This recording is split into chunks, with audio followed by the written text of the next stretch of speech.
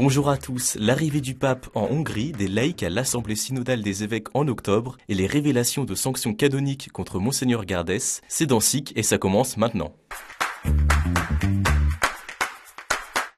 Le pape est arrivé en Hongrie ce vendredi. Le 41e voyage apostolique a débuté par une rencontre avec les autorités, la présidente hongroise Katalin Novák et le premier ministre Viktor Orbán. Le premier discours du Saint-Père a été exigeant. Le pape a invité à retrouver l'âme européenne et a posé la question « Où sont les efforts créatifs pour la paix ?» dans ce pays frontalier avec l'Ukraine. Dans l'après-midi, il a rencontré les forces vives de l'Église catholique à la cathédrale Saint-Étienne de Budapest. Un voyage à suivre en direct sur KTO et ktotv.com.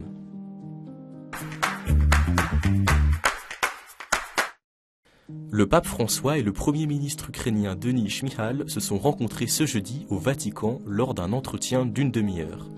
Le chef du gouvernement ukrainien a remercié le pape des efforts du Saint-Siège pour arrêter la guerre. Denis Shmyhal a sollicité l'aide du Saint-Père pour rapatrier les enfants ukrainiens déportés de force depuis les régions occupées vers la Russie. Selon les autorités ukrainiennes, plus de 16 000 enfants ont été enlevés par la Russie depuis le début de la guerre, des accusations rejetées par Moscou qui affirme avoir sauvé ces enfants en les éloignant des combats. Parmi les cadeaux échangés, le Premier ministre ukrainien a offert au pape une statue de coq en céramique, symbolisant la résistance du peuple ukrainien. De son côté, le pape a offert un bronze représentant une fleur naissante avec l'inscription « La paix est une fleur fragile » et plusieurs messages et documents sur la paix. Le chef du gouvernement ukrainien a invité le pape François à visiter Kiev. Ce mercredi, des changements ont été publiés concernant la nomination des membres de l'Assemblée générale ordinaire du Synode des évêques qui aura lieu en octobre prochain au Vatican. Annonce majeure, 70 membres supplémentaires non-évêques participeront à cette assemblée. Parmi eux, des prêtres, hommes et femmes consacrés, diacres, mais aussi des laïcs qui proviennent des églises locales.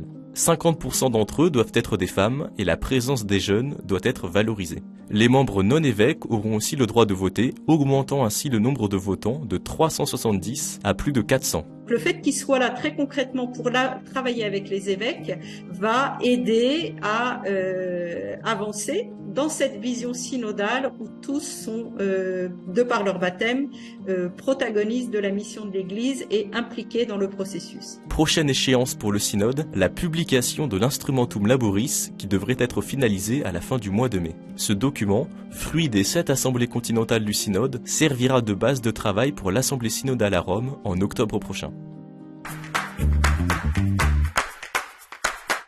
Dans un communiqué commun, les archevêques d'Auch, de Lyon et de Toulouse ont publié ce jeudi après-midi les sanctions canoniques prises en 2021 à l'encontre de Monseigneur Gardès. Interdiction de retourner dans le diocèse d'Auch et de tout ministère public, obligation de mener une vie de prière et de pénitence et de se soumettre à une psychothérapie. Mercredi, l'hebdomadaire Famille chrétienne avait révélé que Monseigneur Gardès, archevêque émérite d'Auch, était accusé d'agression sexuelle et de tentative de viol par une religieuse, une affaire classée pour prescription. À la suite de cet article, le parquet d'Auch a précisé jeudi matin qu'une enquête a été menée après un signalement fait en 2020 par le diocèse de Lyon.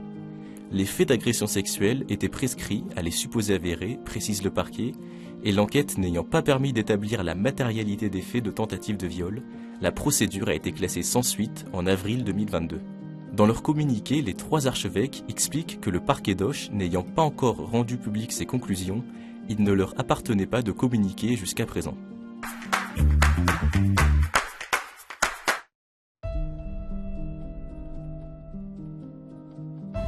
Les diocèses de Tarbes et Lourdes et le sanctuaire Notre-Dame de Lourdes prie pour les vocations. Le diocèse d'Amiens prie pour les vocations. Le diocèse de Nanterre prie pour les vocations. Ce dimanche 30 avril, 4e dimanche après Pâques, sera célébrée la 60e journée mondiale de prière pour les vocations, instituée par le pape Paul VI en 1964. Dans un message, le pape François propose cette année de réfléchir au thème « Vocation, grâce et mission ». L'occasion de redécouvrir avec émerveillement que l'appel du Seigneur est une grâce, un don gratuit, et qu'il s'agit en même temps d'un engagement à partir, à sortir pour apporter l'Évangile. Partout en France, les diocèses se mobilisent pour cette journée et invitent les fidèles à prier pour les vocations. Le 1er mai, les 8 évêques et l'administrateur diocésain de Bretagne et Pays de la Loire organisent un grand pèlerinage pour les vocations à Pontchâteau.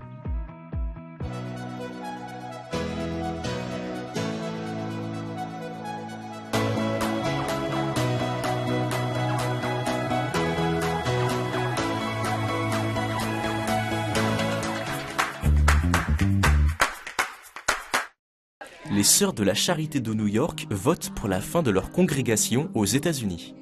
Selon leur communiqué de presse paru le 27 avril, cette décision a été prise à l'unanimité par tous les délégués lors de l'Assemblée générale 2023 de la congrégation. Les Sœurs de la Charité n'accepteront plus de nouveaux membres dans leur congrégation aux États-Unis. Par contre, la mission des Sœurs ne se termine pas avec cette décision. Elles continueront à accomplir leur ministère dans ce pays.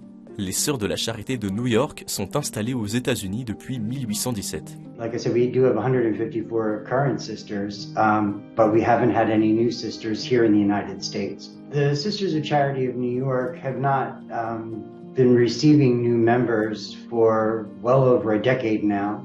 The median age is around 80. It seems like this is a bigger problem facing sisters across the country, not just here in New York.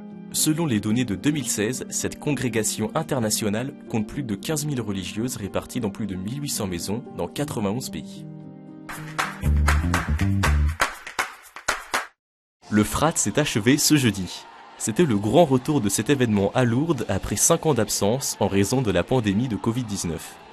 Et ce sont 8700 lycéens venus principalement de toute l'Île-de-France qui ont répondu au rendez-vous pour réfléchir pendant 4 jours autour du thème « N'ayez pas peur ». Au programme, concerts, temps d'échange et de prières. En 2024, le rendez-vous est donné aux collégiens franciliens pour le fraternel de Janville.